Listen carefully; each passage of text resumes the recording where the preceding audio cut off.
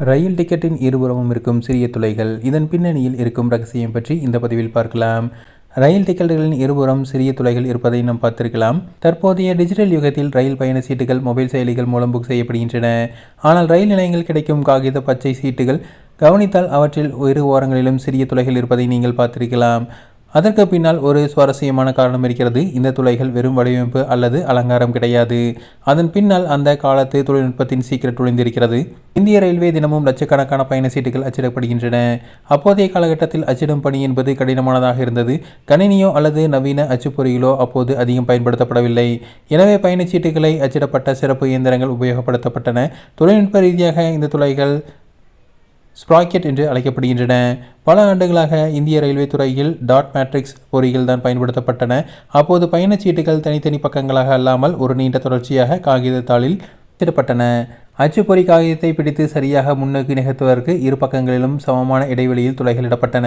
Dot matrix அச்சுப்பொறி முழுவதும் இயந்திர அமைப்பை கொண்டவை. அவற்றின் உள்ளே சிறிய பற்களுடன் சக்கரங்களும் இருந்தன. அந்த சக்கரங்கள் காகிதத்தின் பக்கவாட்டில் இடப்பட்டுள்ள துளைகளின் சரியாக பொருந்தி காகிதத்தை மேலே நோக்கி இழுத்து செல்கின்றன.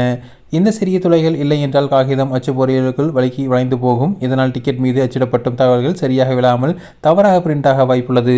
துளைகள் இருப்பதனால் காகிதம் சீராக நேர்கோட்டில் நகர்ந்து ஒவ்வொரு டிக்கெட்டும் சரியான முறையில் அச்சிடப்படுகிறது.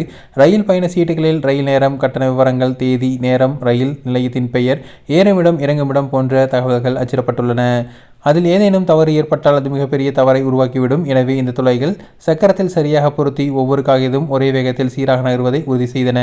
தினமும் லட்சக்கணக்கான ரயில் டிக்கெட்டுகள் அச்சிடப்பட்டாலும் இந்த முறை மிகவும் நம்பகரமானதாக இருந்தது. காலப்போக்கில் டாட் மேட்ரிக்ஸ் அச்சுப்பொறிகள் மாற்றிவிட்டு நவீன அச்சுப்பொறிகள் மற்றும் டிஜிட்டல் அச்சுப்பொறிகள் வந்துவிட்டன. புதிய அச்சுப்பொறிகளுக்கு காகிதத்தை நகர்த்த பல சிறப்பு அமைப்பு தேவையில்லை. தொடர்ந்து நகரும் நீண்ட காகிதத்தின் பயன்பாடும் தற்போது குறைந்துவிட்டது. இதன் காரணமாக பயணச்சீட்டுகளில் பக்கவாட்டில் இருந்த அந்த சிறு துளைகளும் படிப்படியாக மறைந்துவிட்டன. மேலும் மொபைல் டிக்கெட் மூலம் புக் செய்வது, ஆன்லைன் புக் செய்வது ஆகியவற்றின் காரணமாக பெரும்பாலானோருக்கு ரயில் டிக்கெட் எப்படி இருக்கும் என்பது கூட தெரிவதில்லை. டிக்கெட்டுகளின் பக்கவாட்டில் இருந்த துளைகள் வெறும் வடிவமைப்போ அல்லது அலங்காரம் மட்டுமல்ல, அது அந்த காலத்தின் தொழில்நுட்ப அறிவை விளக்கும் முக்கிய பகுதியாக இருந்தது என்பது மறந்துவிடக்கூடாது.